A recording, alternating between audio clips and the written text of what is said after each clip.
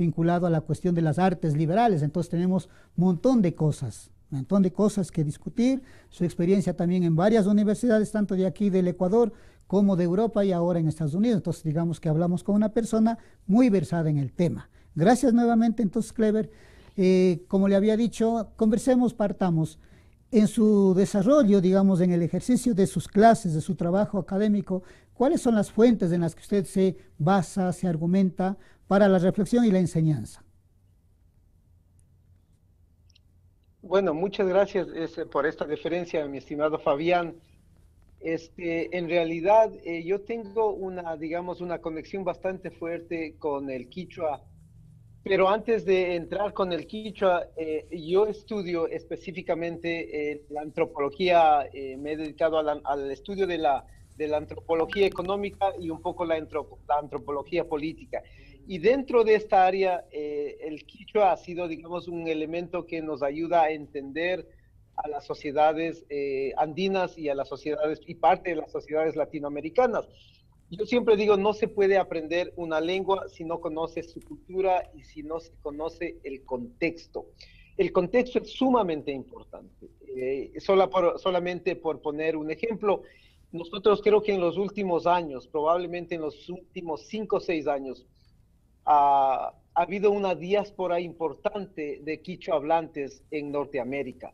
De los compañeros de Chimborazo, hablo específicamente, pero también ya desde hace algunas décadas los indígenas de Otavalo, los coterráneos de Otavalo que se han asentado no solamente en Norteamérica, sino en Europa. Entonces, en este sentido, las dinámicas que se van entendiendo y que se van adaptando a la globalización, a la economía mundial, a las ideas y a las filosofías que digamos, los quichuas andinos están teniendo, me parece sumamente importante.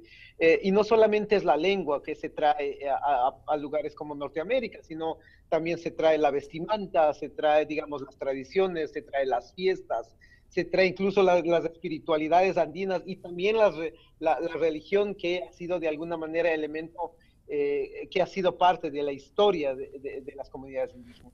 Ahí está, hasta ahí, Clever, para ir cogiendo, digamos, poco a poco las temáticas y enfatizando para nuestro pueblo.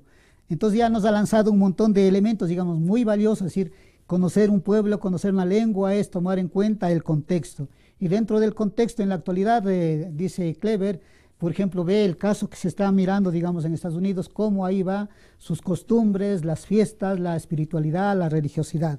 Pero esto es una cosa actual o considerando nuestro quichua, digamos, nuestra historia, nuestro pueblo, desde hace mucho tiempo, digamos, documentados en los documentos escritos, ¿cómo miraron, digamos, la primera gente que empezó a registrar por escrito la lengua quichua? Solamente de una manera muy rápida para retomar de nuevo la actualidad. Cuando uno revisa los documentos, digamos, del siglo XVI, los primeros cronistas, y aquí quiero hacer énfasis también porque la semana anterior nos dijeron, enfatiza que para estudiar nuestra cultura hay una multiplicidad de fuentes. Asimismo, desde Estados Unidos nos decía un compañero que está en la Universidad de Illinois, nos decía así, considera que hay una diversidad de fuentes, hay una infinidad de fuentes. Entonces, así de una vez rapidísimo, entonces desde 1532, digamos así, hay una cantidad de fuentes, pero solamente cojamos las fuentes que tienen que ver con el lenguaje, solo con el lenguaje, ¿no? Que está en quichua. Entonces aquí tenemos, por ejemplo, gramáticas, diccionarios, cánticos, catecismos, sermonarios, una cantidad de escritos en varias lenguas, pero enfatizamos y particularizamos en el quichua. Entonces, genial cuando ahí dicen los gramáticos, dice, pero en esta lengua es muy donosa, con muchos ornamentos, que dan cuenta de muchos elementos que ellos tienen de vestimenta, los productos, dice sus formas, su economía, lo que comen, cómo son las guerras, cómo son sus armas, imagínense ahí. Y dice también entonces expresan la cuestión religiosa. Y todo esto lo pusieron en los diccionarios. Son 5 en el siglo XVI, 7, que lo trabajé yo en el 2008 y está ya eso, digamos, sistematizado. Son 68,000 términos sobre la cultura quichua, siglos XVI, XVII. Así para contextualizar esos siglos y volvemos de nuevo. Entonces, pero esta contextualización, digamos ahora, vestimenta, alimentación, la espiritualidad, ¿Cómo lo mira? ¿Cuáles son los términos que nos permite expresar esas formas, Clever, ahí, en su mundo?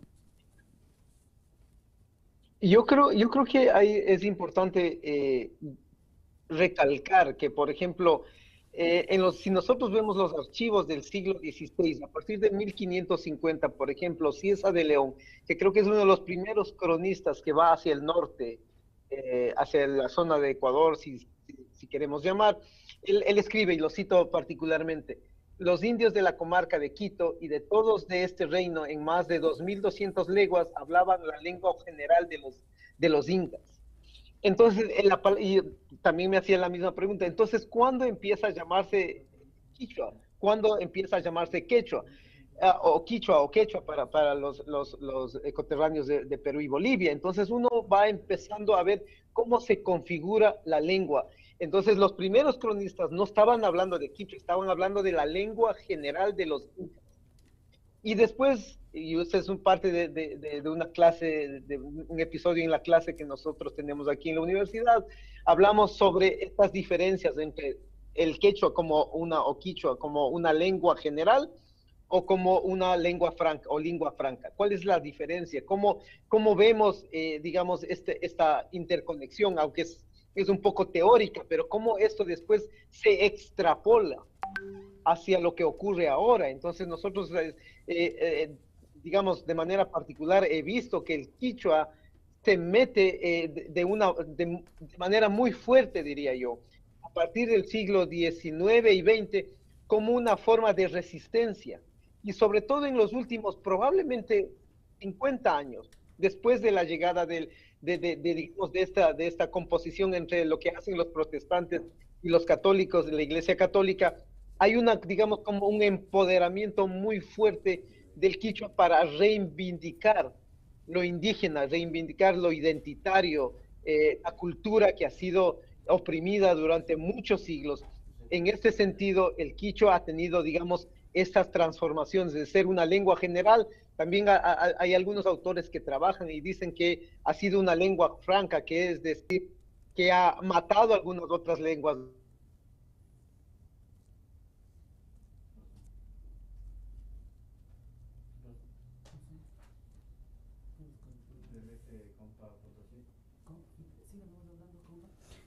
Bien, entonces lo que nos acaba de mencionar Clever nos da un punto, digamos, para hablar de una nueva categoría, Clever.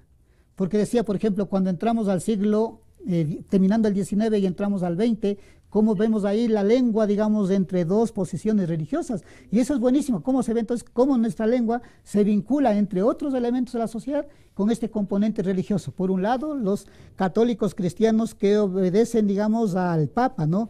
Y por otro lado, ya los protestantes, o llamados los liberales, que se llamaban, ¿no? En ese tiempo, digamos, en el cuarto centenario. Esto nos da pie, digamos, entonces, para hablar más o menos que cuando tratamos del quichua podemos también ya trazar, digamos, entonces, un horizonte histórico, digamos. Entonces la pregunta sería, ¿y pero cuáles son esos horizontes históricos a la luz de los mismos documentos y según los contenidos que aparecen en esos documentos? De una manera así muy rápida y luego nos detendríamos, vamos a ir a un pequeño corte debido a unas pequeñas fallas, compañeros. Ya volvemos en unos brevísimos minutos, no se vayan.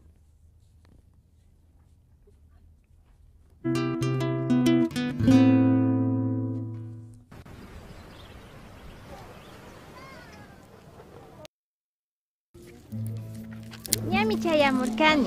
Shamupay, mama. Shuk chalinata apamurkankichu, mama. Ari, maskapaylla. Kayka ña mawkayashka ya. Rikushun. Aligupachama. Kaykuta papay. Pay. Vida maskayka na kullkillachu kan. Vida maskayka shupa muchuyta yuyaspa llankaymi kan. Chaymi ñukanchik kawsay kan. Pay.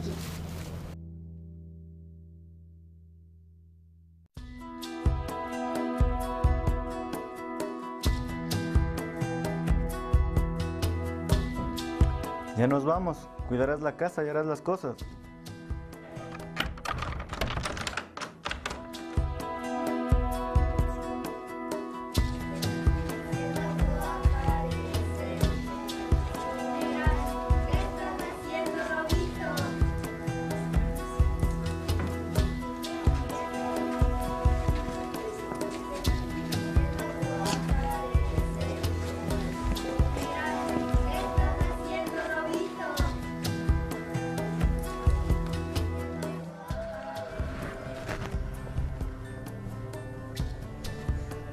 Necesito jugar en libertad. ¿Me dejas? Otavalos de Actayucunapa alcaldía, Ñucanchis.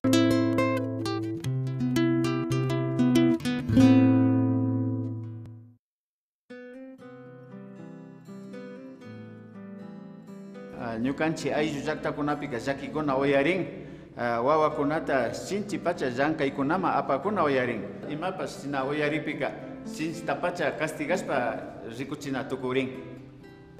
Ñuka chayuyayta ninanda alikachipani. Ñuka ñañagopa churita ninanda llakichispa charipashkarka.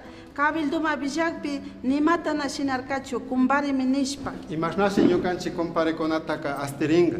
Kikin sakingi maya kikinpa aylluta astichu. Llankayta mariachachijushka wawamanda. Ñakutin wawakunata shu llaktama apashpa sinchi trabajopi churashpaqa maltrato rikurin. Chay pastepiqa ñukanchi taytakunastami cuidanakanchi maykunamanpis kachashpa. Shinaka imatata shinashunchiyarin. Kumbari mashkachu mari astinakanchi. Shina astichikpillata mari yachajunga. Shinaka chashna llakikuna uyarikpiqa tukuylla tandanakushpami castigasunchi. Ayllu paskachu. Alema qapan tayta presidente. Shinaka. Wawakunama llankaykunata yachachiwan. Wawakunata sinchi llankachikunawanqa ama pantapaychichu.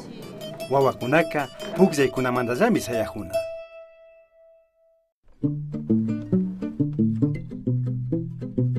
Sakinkimancha kikinpa wawakuna kashnakunata ama kawsachun.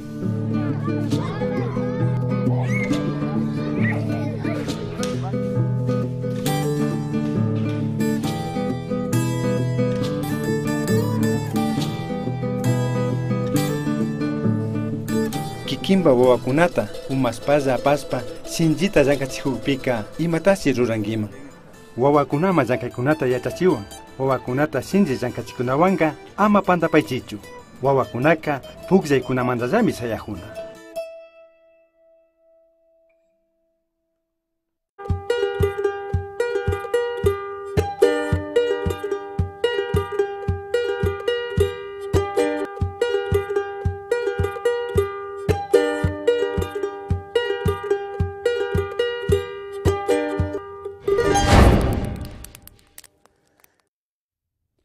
Querido público, pedimos disculpas por estas breves interrupciones, por unas cuestiones técnicas, pero ya hemos superado. Y continuamos entonces con nuestro diálogo, conversatorio con el compañero Clever Naula, quien es un compañero quichua Uruguay, de Chimborazo, y ahora ejerce su docencia en una universidad de Estados Unidos. Clever, retomando algunas ideas que usted ha mencionado y como producto también de sus reflexiones, de sus trabajos, sus investigaciones, ha mencionado a Cieza de León, ha mencionado, digamos, el caso de que finalizando el 19 al 20, pero entonces a través del estudio de la lengua, ¿qué horizontes históricos podríamos, como se dice, propiciar o proponer para nuestro pueblo quichua? Bueno, gracias Fabián nuevamente. Yo creo que quisiera mencionar algunas cosas. Creo que es importante, como les dije hace un momento, entender el contexto del quichua. Y creo que en la época el quichua empezó a tener una importancia muy fuerte en América Latina, las lenguas originarias desde 1940, pero en el Ecuador en particular desde la década de 50, específicamente cuando llega al poder Galo Plaza Lazo, y con él llega la cooperación internacional y llega una institución que es conocida como el ILB o el Instituto Lingüístico de Verano, que empieza a, digamos, a traducir las lenguas, digamos, a traducir y a entender las lenguas y a ponerlos en una Biblia para sus propósitos de evangelización. Y ahí vemos dos elementos importantes. Por un lado, la Iglesia Católica y por otro lado también la Iglesia Protestante, que empieza, digamos, de alguna manera a tener algún tipo de tensiones sobre cómo hablamos del quichua, quién la habla, para qué la hablamos y cómo la escribimos sobre todo. Y estos elementos son importantes porque a partir de esos, por ejemplo, se generan trabajos importantes como Ellen Rose de 1963, que es una experiencia enorme para entender al quichua. Hay otro libro muy interesante y muy bueno como el bosquejo gramatical del quichua de Chimborazo, en el caso que yo estudio, que es escrito por Donald Burns y Juan Naulahuacho. Y después, por otra parte, están también los libros los libros de investigaciones de Consuelo Llanes, con todos estos, digamos, publicaciones que hace a través de la Corporación Macar. Están, digamos, profesores o personajes importantes como Adrián Suárez, que de alguna manera también era profesor en la Universidad Central y vinculado un poco con la Universidad Católica y también. Hasta ahí, después, Clever, digamos, ahí, hay para un ir poco a conflicto, poco. ¿no? Clever, entre estos dos elementos y se mete el Estado, ¿no? Clever, hasta ahí. Entonces, mire, lo que acaba de decir es buenísimo, cómo en determinado momento histórico aparecen una serie de instituciones, por un lado religiosas, por otro lado el Estado como tal, y por otro lado, pues la institución, digamos, en este caso, universidades, gente de aquí, acaba de mencionar a Adrián Suárez, por ejemplo, o gente de fuera, de Estados Unidos. Entonces, ¿cómo vemos que alrededor de una lengua, cómo intervienen una serie de instituciones sociales? Entonces, como decíamos, como una dinámica también para dar elementos a nuestro pueblo, solamente como curiosidad, y en un tercer programa profundizaremos.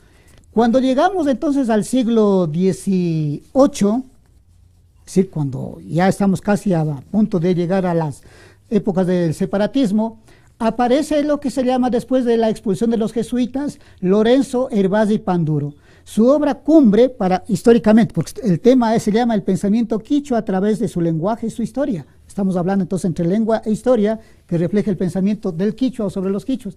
Entonces, cuando uno analiza este texto de 1780 que se da en Roma, de Lorenzo Hervás, ahí dice catálogo de las lenguas de las naciones conocidas, y nos quedamos particularizando lo nuestro, dice, de los pueblos y naciones del virreinato del Perú, y dentro de eso dice, y las lenguas quiteñas que forman parte de la lengua peruana. Entonces, cuando uno analiza este texto de Lorenzo Hervás y Panduro, entonces ahí uno ve la realidad, digamos, de la lengua quichua, siempre está hablando con I, ahí, pero lo genial metodológicamente, lo que acaba de decir y dijo al inicio, Clever, mira cómo son elementos incluso recurrentes. Dice, para conocer al pueblo y a la nación, ese es el concepto, al pueblo y a la nación, hay que conocer la forma de su lengua, las costumbres de ese pueblo, su geografía, su civilidad. Ese es un concepto buenísimo. Todo ello ayuda a entenderse tanto la estructura de su lengua como la forma de vivir de su gente. Entonces es buenísimo. Geografía, la cuestión civil, digamos, la cuestión jurídica sería la cuestión religiosa, y las costumbres, pues ya digamos la cuestión ética, ¿no?, moral de sus pueblos. Estos son elementos. Entonces ahí, por ejemplo, en 1782, en este catálogo de las lenguas de los pueblos y naciones conocidas, caso nuestro del Perú, y es genial porque estamos hablando de 1780 y dice del reino de Quito, que pertenece a la lengua peruana. Eso es buenísimo. Entonces mire, finalizando ya el siglo XVIII, vamos al XIX, la realidad de la lengua está vinculada a una serie de instituciones. Entonces, continuemos, Clever, en esta reflexión. Entonces, ¿de qué manera cuando interviene? Nos vamos a particularizar el ILB, por ejemplo. ¿Cuáles son las temáticas que le interesan? ¿Cuál es el alcance social? ¿Y cómo entran, digamos, ahí vinculadas nuestra gente ya quichua? ¿Cuál es el rol que juegan? Yo creo que hay dos elementos importantes. La primera es, digamos, el trabajo que hace, digamos, por un lado, hablando del caso de Chimborazo y vinculado con el quichua, el trabajo que hace el Instituto Lingüístico de Verano y también, digamos, la Iglesia Católica, que después deriva este trabajo a la Universidad Católica. Pero, digamos, el trabajo que ellos hacen es súper importante porque permitieron de alguna manera trabajar en campo durante décadas. Sin embargo, lo que les une, digamos, a ellos dos es estas formas de entender al quichua, aunque fueron para sus propios propósitos, que eran la evangelización, pero tenían algunos elementos en los que tenían que ponerse de acuerdo. Y voy a poner solamente rápidamente 3 ejemplos. El caso de cómo entendemos al quichua y cómo transmitimos la religión. Por ejemplo, 3 palabras claves. Huachcha. Huachcha, que digamos en la cosmovisión andina puede ser entendido como una persona sin relaciones sociales, una persona que no tiene, digamos, un ayllu cercano y que básicamente está solo. Después es tomado en cuenta o interpretado como pobre, ¿no? Y también no solamente pobreza material, sino pobreza espiritual. Entonces, la palabra huayna, por ejemplo, que es muy estigmatizada, pero huayna, que en el quechua peruano significa encantador, es visto como un estigma en contra de una pareja extramarital. Y la palabra jucha, que generalmente era visto como una palabra refiriéndose a las ofrendas, en las huacas, la religión viene y lo toma y lo dice, usa la palabra jucha como para identificar esta cuestión del pecado, ¿no? Entonces ahí vemos elementos que se mezclan, a pesar de que están, digamos, interpretados desde distintas instituciones. Hay algunos acuerdos que sirven para, digamos, entender al quichua en su contexto y después de empezar a trabajar en sus propias interpretaciones, ¿no? Genial, Clever. Entonces, nuevamente vamos a un tercer momento, así de manera muy rápida, para dar elementos históricos a nuestro pueblo. No se olvide que sea como se llama el pensamiento quichua a través de su lengua y su historia. Cuando llegamos a la época que denomino el cuarto centenario, ahí encontramos justamente porque son las mismas instituciones, las mismas necesidades y los mismos problemas. Llegamos al cuarto centenario y no se olvide que está surgiendo con fuerza la corriente protestante, que llaman la corriente de los separatistas, le llaman ahí, y por otro lado la Iglesia Católica Cristiana que obedece al Papa, ¿no? Entonces son dos corrientes poderosas y el terreno se vuelve un campo de batalla, pues. Entonces, esa es la situación que está viviendo nuestro Ecuador. Ahora los particularizamos de nuestro Ecuador, ¿no? Lo mismo pasa en Bolivia y en Perú. Particularizamos de Ecuador. Entonces, alrededor del cuarto centenario encontramos asimismo todo un grupo de obras, tanto gramáticas, diccionarios, cánticos, poesías, que arrancan desde 1892 y más o menos avanzamos hasta 1925, más o menos. Entonces, es genial por la incidencia social cuando lleguemos al quinto centenario. Por eso me interesa para que nuestro pueblo esté atento. Este grupo de documentos del cuarto centenario, muchos de ellos retoman elementos, documentos que se generaron en 1583 del tercer concilio alimense y del primero de 1540, del 67, el tercero, y aparecen entonces en el cuarto centenario. La cosa es loca. O documentos de 1725 que se han generado en la Real Audiencia de Quito y dice, son elementos todavía muy útiles, muy vigentes y estos términos todavía muy recurrentes porque nuestra gente no ha entendido todavía qué es el cristianismo, qué es ser cristiano, qué es la palabra de Dios, qué es el evangelio. Entonces, frente a eso dice, pero ¿cuáles son los términos que debemos utilizar para pues avanzar cada grupo, ¿no? No tenemos documentos de la ola, digamos, de los protestantes o los liberales, pero sí tenemos en cambio sus documentos que pertenecen a la corriente cristiana. Eso es buenísimo. Entonces, continuemos, Clever. ¿Qué más? Usted que ha estado muy cerca trabajando los documentos del ILB, como dice, cómo escribimos, cuáles son las grafías, cómo vamos incluso a cambiar los significados, la cuestión semántica, ¿no? A varios de estos términos, del término huacha que dice ahí, el término huayna, cómo le hemos denigrado, incluso que ahora es vergonzoso, peyorativo, es decir, huaynandero, ¿no? Como lo dicen ahora, un término muy coloquial. Sí, yo creo que lo que voy a decir es básicamente algunas cuestiones por experiencia. Yo creo que el quichua, sobre todo, digamos, a partir del inicios del siglo XX, diría yo, se desarrolla entre, digamos, rodeado de algunos elementos. Por una parte, la Iglesia Católica conservadora, que estaba muy vinculado, digamos, a los grupos de élite, a los grandes terratenientes. Después también está la Iglesia Católica misma, pero también que viene con la idea esta de la teología de la liberación, después de Comproaño en 1954 para arriba.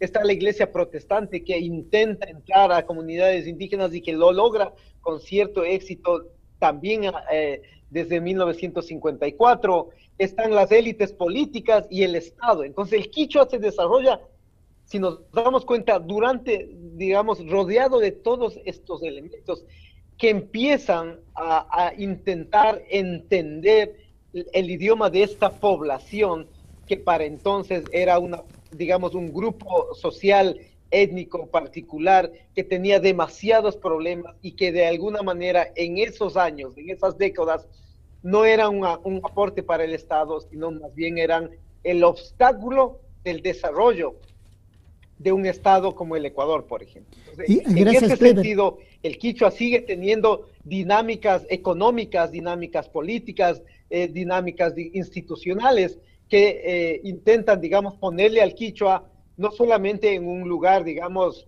escondido, sino también sacarlo de su contexto para ponerlos en las aulas y para poder entender a la población indígena, ¿no? Qué genial, qué genial. Ahora una pequeña sección, digamos, son unas preguntas que nos manda nuestro público para Clever. Tomará nota, Clever. Entonces dice la primera: hemos visto hace poco cómo en Norteamérica que la Iglesia Católica, el gobierno y la fuerza pública aplicaron la idea de matar al indio y salvar al niño, empezando por erradicar la lengua, los nombres y los vínculos afectivos hacia su familia y comunidad de origen.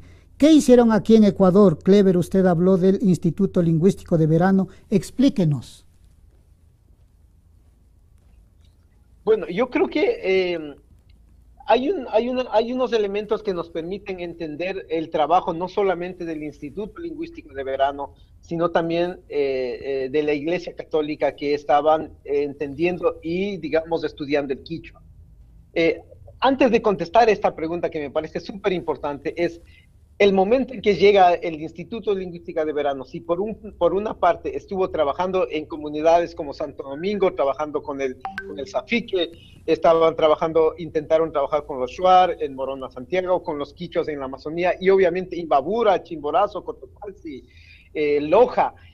Para entender el quichua existen elementos que nos permiten entender digamos, una corriente muy fuerte, por un lado, de la Iglesia Católica y de la Iglesia Protestante, para, digamos, direccionar a la, si queremos llamarlo, a la occidentalización del indígena. Esa era la gran pregunta. ¿Cómo hacemos que el indígena, como decía hace rato Fabián, sea cristiano? Por eso decían antes, háblame en cristiano, les decían a los indígenas, ¿no? Para poder, digamos, hacer que esta población indígena, que era básicamente la que no le dejaba, abro comillas, progresar a un estado, sea más bien un aporte que de alguna manera permita salir de la pobreza al Ecuador, digamos así. Entonces, viendo este contexto, hay, digamos, todos estos elementos que permiten, digamos, a estas instituciones interpretar la Biblia y darle los elementos para que podamos, de alguna manera, occidentalizar al indígena. Pero también hay una corriente importante que dice, bueno, no queremos de alguna manera quedarnos ahí, sino que es importante, digamos, reivindicar lo indígena y lo propio, pero para eso había que formar, digamos, jóvenes intelectuales, o que habían estado, digamos, o que se metían a la academia o a estudiar, y eso era importante en esos años también. Ya, entonces eso de los intelectuales volvemos después, ¿no? La segunda pregunta dice, ¿cuáles son los referentes que utilizó en su investigación? Bueno, yo tengo algunas. Yo hago una interpretación muy importante sobre mi trabajo principal, es esta interacción entre el poder, la religión y los indígenas. Sobre todo esta interacción entre el protestantismo norteamericano vinculado a los indígenas y al poder político. Entonces, para mí fue importante entender, por ejemplo, las traducciones que hacen la Unión Misionera Evangélica en el Ecuador, que básicamente estaba compuesta por misioneros protestantes, bautistas, menonitas, presbiterianos y metodistas, que van al Ecuador en el gobierno en el liberalismo de Eloy Alfaro. Llegan al Ecuador en 1898 y después tienen mucho éxito ya en la década de 1950 en Chimborazo, que es el caso que yo estudio, pero hay enormes trabajos como por ejemplo este que lo tengo a la mano, que lo encontré original por acá, que es de Ellen Ross, que es del Instituto Lingüístico de Verano, que fue publicado, me parece, en 1963, y que nos ayuda a entender lo que pensaban en la década de los 50 y 60 sobre el quichua, de cómo lo van entendiendo poco a poco. Esa es una de las fuentes con las que yo trabajo, que es de Ellen Ross. La otra es de Donald Burns, que son, digamos, intentan también de alguna manera gramatizar el quichua, y que de alguna manera fueron también las bases para que el Estado después tome las cosas positivas del protestantismo gramatical y también de los trabajos que hacían la Iglesia Católica, para combinar al final, a partir del Congreso de cuando hay estos conflictos, estas tensiones entre los seguidores del catolicismo y los seguidores del protestantismo, para ver cómo hablamos y cómo escribimos el quichua. El Congreso del 79 es importante porque a partir de eso el Estado dice, señores, no va a haber más conflicto, vamos a estandarizar el quichua. Ahí vienen otros problemas también después, pero digamos, hay este elemento que permiten, digamos, estas fuentes que nos permiten, digamos, acercar y entender el quichua para después, décadas más tarde, podamos entender o tener lo que ahora llamamos como el quichua unificado del Ecuador. Eso es genial. Entonces vamos a retomar unas ideas que acaba de decir Clever, es decir, cómo ahora el momento que vamos a considerar el quichua ya en las aulas requiere, digamos, otros requisitos, otras condiciones, otros elementos que a veces antes no se los tomaba en cuenta, ¿sí? Y ahora, ¿cómo nos vamos a poner de acuerdo para escribir tal letra, tal sonido, lo que sea?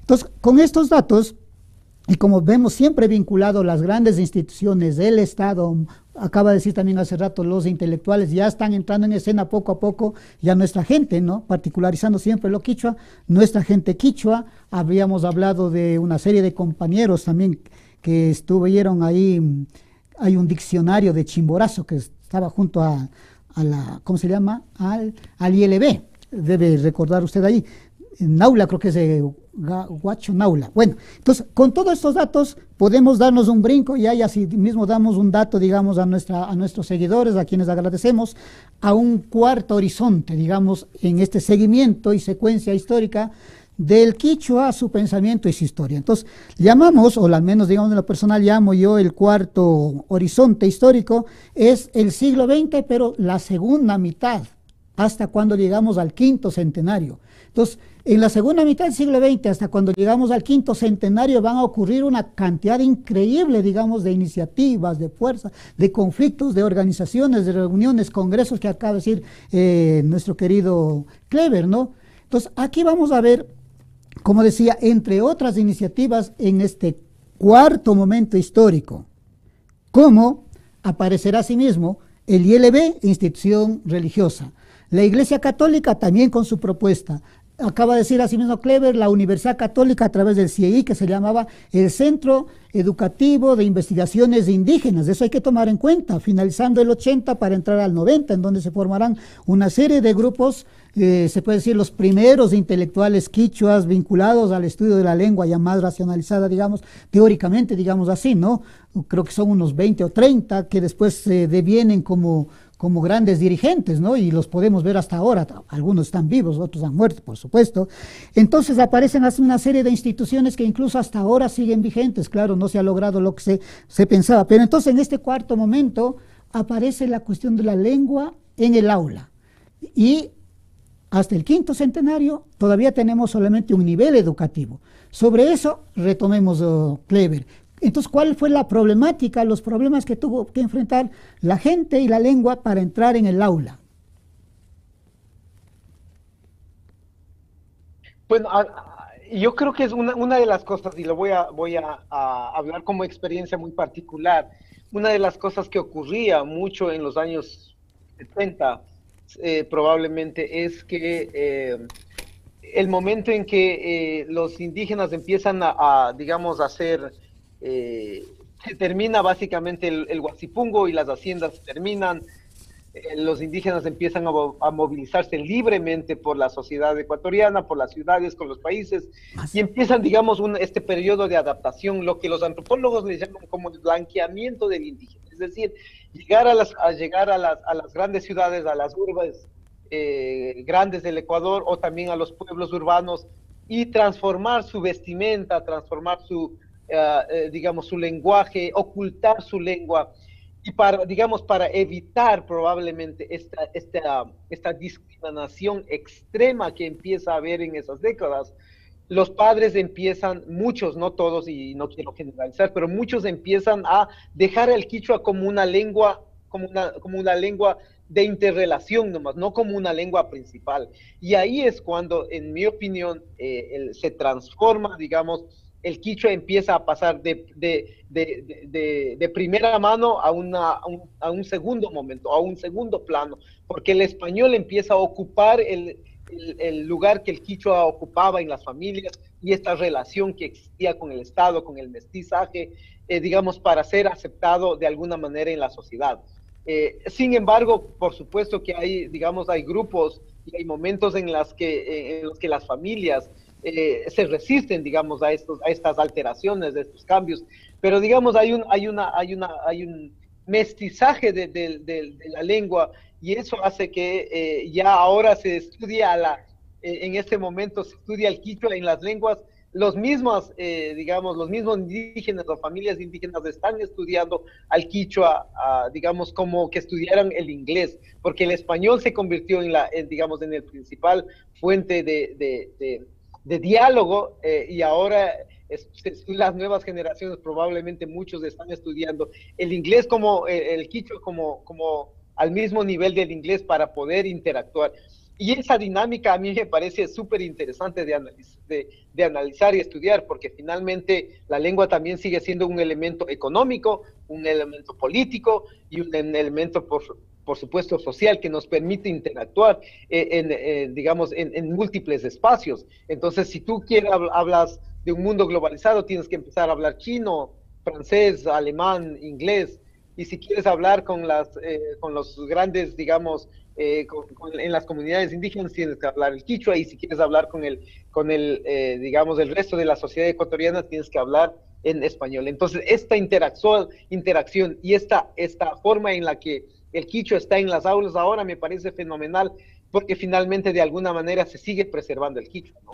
Me parece genial, y retomaremos en el último segmento eso de la presencia del inglés, porque está ocurriendo a lo largo del quichua suyo, es decir, Ecuador, Perú y Bolivia, pero es en el último y cuarto. Voy a dar lectura, tome nota, Clever, de unas preguntas. Dice el punto 3, Clever, ¿qué opina usted del radicalismo de sectores que defienden el purismo del idioma quichua? Cuando los abuelos escuchan el quichua unificado no lo entienden. Por otra parte, también se escucha ideas radicales como si eres quichua y no hablas el idioma, no eres quichua.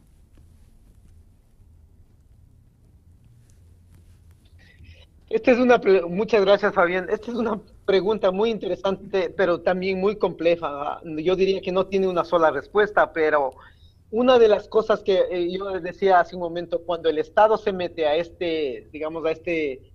tensión que hay entre los protestantes, la Iglesia protestante y la Iglesia católica, cuando el Estado se mete a intervenir diciendo, bueno, finalmente yo soy el Estado y yo tengo que poner la política pública, dice, vamos a estandarizar el quichua. Y el momento en que estandarizas el quichua, estás, digamos, de alguna manera poniendo a un lado las diferentes variantes del quichua.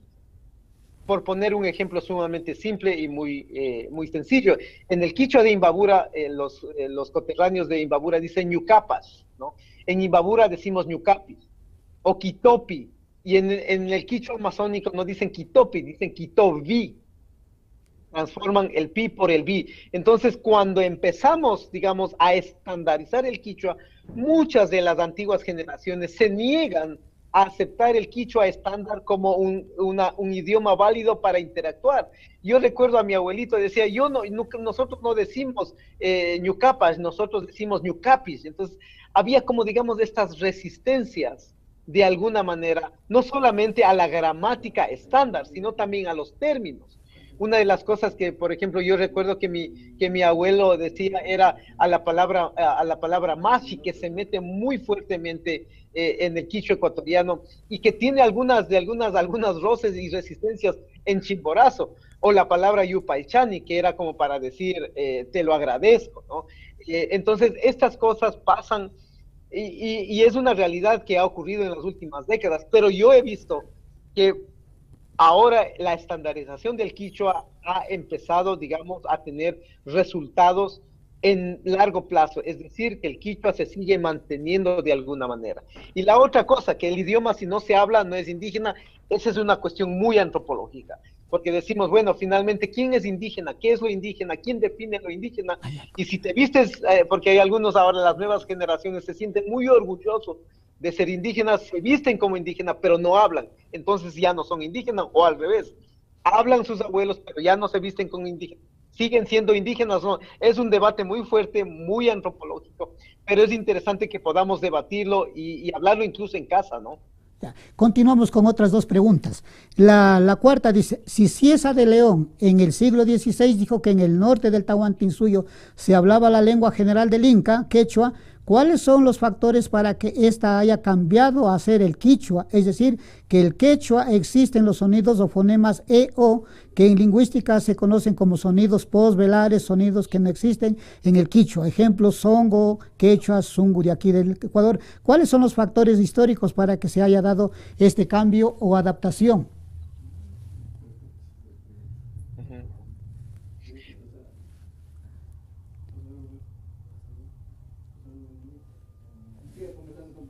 Y obviamente, una que ocurre es que todos sabemos que el quechua peruano usa los 5 vocales, el quichua ecuatoriano principalmente usa la A, las vocales, como dicen los lingüistas, cerradas, ¿no? La A, la I, la U, y la E y la O prácticamente son préstamos del español, dicen así, pero el momento en que llega el español y se estandariza también el español, el indígena empieza a hablar el quichua y empieza a hablar, por ejemplo, no se dice, digamos, no se empieza a utilizar las palabras, las E y las O para, digamos, hablar un español mucho más limpio. Y esa es una de las razones por las que el conflicto ocurre. Estoy hablando del quichua contemporáneo para entender, digamos, al quichua como una forma de, digamos, de interactuar con el español y con el quichua también. En ese sentido, cuando nosotros estamos hablando el español, usamos las 5 vocales, y cuando estamos hablando el quichua usamos las 3, pero usamos los préstamos del español, pero se empiezan, digamos, a transformar el quichua porque se empieza a adaptar al español, utilizando en muchos de los casos, transformando las palabras. Por ejemplo, el apellido Muyulema, en muchos de los casos empiezan a decir, no es Muyulema, se dice Moyolema, o los apellidos como Puma, que después dicen, no, Puma suena muy quichua, hay que ponerle Poma. Entonces, te das cuenta que hay una, digamos, hay una transformación y hay una mezcla enorme entre el quichua y el español que le ha dado, digamos, una particularidad enorme a esta mezcla en los Andes, en Perú, en Ecuador, en Bolivia, entre el quichua y las lenguas locales, porque además no hay que olvidarse también que con el quichua o con el quichua se mezclaron muchas lenguas locales y desaparecieron también muchas lenguas locales. Seguimos entonces, Clever, con la siguiente. Dice, ¿cómo comunicarnos en quichua unificado con nuestras abuelitas si ellas nos van a entender con las terminologías nuevas que salen? No nos van a entender con las terminologías nuevas. Yo creo que ahí hay un reto enorme con las nuevas generaciones, porque yo creo que estamos viviendo un momento de reivindicación muy importante de la lengua. Y esto hace que, digamos, las nuevas generaciones estén preocupados de que el quichua se expanda. Contrario a lo que muchos piensan que la globalización oprime el quichua, yo creo que la globalización ha ayudado que el quichua que no desaparezca y que más bien se visibilice fuertemente a través de redes sociales. He visto TikToker en quichua, he visto en Instagram muchos que están, digamos, promoviendo la lengua, pero el mismo lenguaje, transformar esta lengua para hablar con los abuelos es un reto enorme.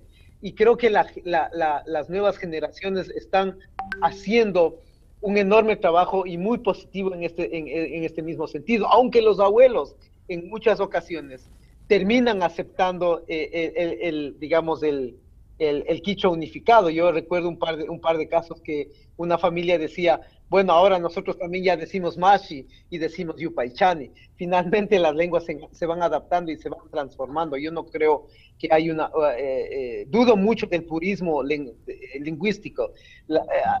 Así como las personas interactuamos y migramos, creo que las lenguas también han hecho lo mismo y hay un trabajo enorme ahí de los lingüistas para recabar términos, digamos, que fueron utilizados hace décadas, pero también para, digamos, entender nuevas palabras que surgen fruto de del movimiento de la historia, ¿no? Del momento histórico en el que vivimos ahora. Genial, acaba de decir una palabra genial que se va a volver como un emblema de estilo y de diferenciación, digamos, de alguien que conoce la cuestión teórica y escribe y del pueblo en general. Y eso más o menos da cuenta, digamos, de la última que dicen, por ejemplo, qué gran tema, eso se debe difundir a todo nivel, en especial en escuelas y colegios, y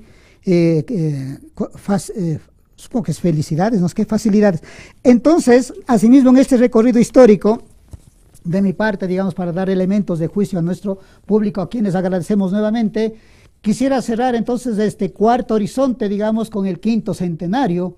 Decir, entonces, ¿qué es lo que vemos cuando se trata de llevar el quichua a nivel de escritura, a nivel unificado y a las aulas? En el quinto centenario todavía estamos pensando o desarrollando solamente a nivel de primaria, pero lo que yo veo como elementos que todo el mundo puede constatar y que está al alcance de la mano con la tecnología actual, es la reedición, digamos, o facsímiles de textos que decía que se publicaron en el cuarto centenario, por un lado.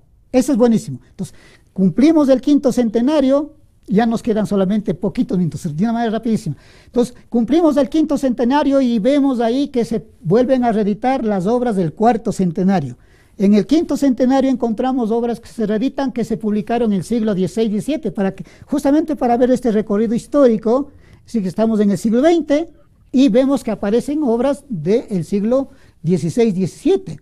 Así cerraríamos. Y hay una cantidad de instituciones, entre ellos ya gente nuestra, los quichuas han ido a Cuenca, entre otras partes, a la EP, que es Lingüística Andina y Educación Bilingüe, quienes serán los encargados de producir, pensar, reflexionar, debatir sobre esta nueva forma del quichua unificado. Y ya para cerrar este quinto, que hay suficientes elementos del quinto horizonte histórico sobre, como decía, el pensamiento quichua a través de su lenguaje y su historia. El quinto horizonte histórico sería ya a partir del quinto centenario hasta la actualidad. Tenemos asimismo suficiente material. Si ya tenemos una cantidad de lingüistas quichuas vinculados a una cantidad de gente que viene de muchas partes del mundo, se va subiendo los niveles, idealmente al menos de educación bilingüe, a nivel ya de escuela, de colegio, y tenemos también a nivel de universidad, en la actual que tenemos, y en otras partes también iniciativas. Pero lo genial aquí, ya para ir cerrando en estos minutos, es cómo ahora ya no se piensa solamente en el quichua, se piensa, y aquí voy a mencionar dos autores. En Bolivia, por ejemplo, la quinta edición acaba de surgir, dice inglés, quechua, aymara, puquina y francés. Acabo de ver, está en una revista, ya está, digamos, también en el Facebook, dice una muchacha quichua, jovencita, ¿no? Dice, bueno, no tan jovencita, del Ecuador, Salasaca, está dando, como dice ahí, clases en un instituto tecnológico en Estados Unidos. Y yo revisaba la tesis de ella, la tesis de licenciatura, y dice, él habla de los quichuas y la forma de pronunciar en el inglés. Es genial aquí, lo que decía Clever, el quichua y el inglés. Y estamos en el siglo XXI, acaba de publicarse hace unos 9 meses, a través de una institución muy buena, del IFEA, de César Itier, que dice, por ejemplo, palabras clave de la sociedad y la cultura quichuas o incas. Cuando uno revisa, son 19 términos claves, importantísimos, que son sendos artículos. Entonces, ¿qué está ahí? Para entender muchos de ellos cómo se han distorsionado y han entrado en escena la distorsión, gente que está vinculada, digamos, con corrientes políticas, ideológicas, que empezaron desde el cuarto centenario, y la gente ha hecho es repetir esas distorsiones semánticas hasta la actualidad. Entonces, digamos, pues ahí son 19 términos o 18, el caso de Panaca, el caso de Huilca, el caso de Huiracocha, por ejemplo, y así un montón de términos. Es lo que podemos ver entonces en la actualidad. No me queda más, entonces, nuevamente, Clever, gracias por estos minutos que ha compartido con nosotros, su experiencia, su reflexión, ha dado cuenta de las fuentes a las que acude, me parece bien, ese periodo del siglo XX, da mucho para trabajar, y de mi parte, pues nuevamente agradezco a la gente que nos ha acompañado en este segundo programa, ya nos quedan solo 3, espero que nos sigan acompañando, pues hemos visto entonces cómo el quichua en sus distintas manifestaciones, en sus distintos, les he mencionado 5 momentos históricos, cómo aparece, y lo que le decía, cuando yo organizaba, sistematizaba en el 2008 para mi tesis de maestría, los 5 vocabularios quichuas, son 68,000 términos quichuas. Uno revisa el diccionario del CIEI de 1982 por ahí, son apenas 3.400. Si comparamos entonces 68.000 términos del siglo XVI con los 3.000, o sea, eso da cuenta del proceso histórico, de un momento histórico, de un proyecto histórico, político, ideológico, que prima sobre otro, y entre ellos la lengua pues ha tenido mucho que perder, digamos en este caso, la lengua quichua, y en los últimos tiempos se está haciendo, digamos, una cantidad de iniciativas para llevar a otros planos. Eso es todo por hoy, estimados compañeros. Clever, nuevamente, gracias. Muchas gracias, saludos Clever, cordiales. entonces, despídase, un minutito tiene ahí. Bueno, yo creo que gracias, Fabián, y un saludo especial a los colegas y coterráneos en Ecuador, y creo que lo importante es que todavía sigue habiendo dinámicas del quichua y hay un montón de instituciones públicas que ofrecen el quichua digamos de instituciones educativas, pero también la demanda ha incrementado en las familias y el aprender, el rescatar y digamos el potenciar el quichua como una lengua importante para las sociedades andinas, porque se puede entender nuestra vida, incluso nuestro presente y nuestro pasado. Muchísimas gracias, un saludo cordial a todos. Gracias, Clever, gracias.